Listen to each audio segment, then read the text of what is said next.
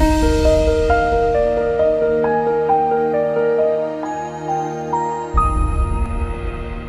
name is Dr.Srinath. I am consultant neurosurgeon at Renova Hospital, Kompally. Today I am in front of you to speak regarding a few topics.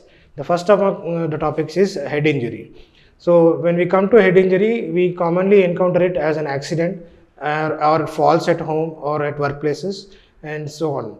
So the first important factor in any treatment of head injury is the immediate arrival of the patient to a medical facility and immediate urgent emergency care such as airway, breathing and circulation management. So after the initial vital statistics recording and resuscitation of the patient, the next step important is the evaluation of the patient regarding the neurological status.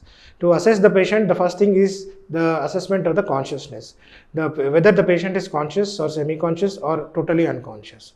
Any unconscious or semi-conscious patient is becoming a very urgent requirement, and therefore the patient needs to be completely then thoroughly evaluated and managed. The first step in management after the resuscitation of the patient will become the evaluation of the neurological anatomy of the patient. The most important aspect of this is the condition of the brain with which we take our next step of treatment. The first step in evaluation of the brain radiologically is the CT scan of the brain. The CT scan of the brain is a very common investigation and very commonly available nowadays in almost any regional or local hospital.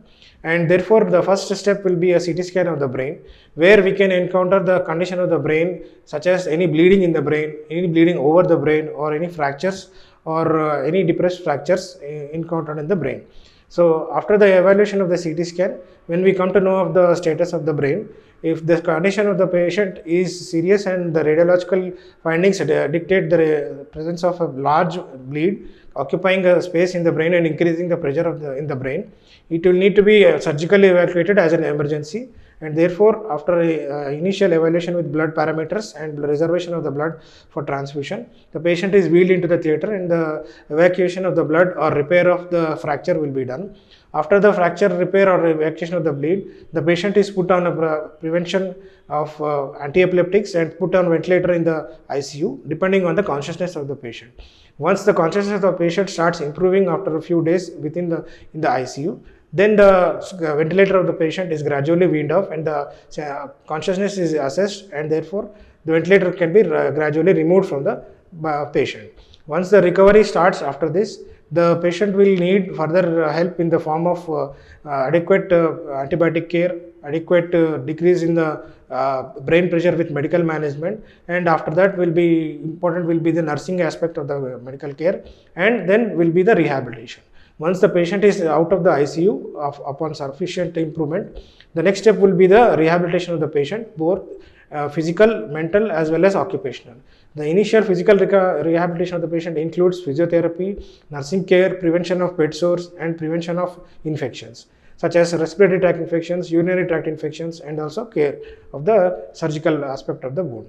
After the infection aspect is being taken care of and the patient has recovered from the surgery and the sutures have been removed, the next step would be the mental rehabilitation and the vocational or occupational rehabilitation, which can be thoroughly taken care of by the rehabilitation centers outside the hospital. After the rehabilitation process has started, the patient will be reviewed in the outpatient departments at regular intervals, and if needed will be evaluated with a CT scan of the brain upon review. The next step would be the regular usage of medicines as advised by your neurosurgeon and for regular follow-up with the doctor, following which the recovery may take place over a period of 6 months to 1 year depending on the severity of the incident. The other aspect of any accident or trauma would be the spine injuries. The same aspects regarding the surgery and the rehabilitation can be correlated with the spine injury also, and the patient will need to be undergoing any surgical strengthening of the spinal cord with screws and plates, and if required followed by rehabilitation including extensive physical rehabilitation, which can be required lifelong also. The best possible result of these patients will usually come depending on the treatment as well as the rehabilitation aspect. So any patient we advise them to be regular with their visit to the doctors and physiotherapists, and for full recovery follow their advice. Thank you.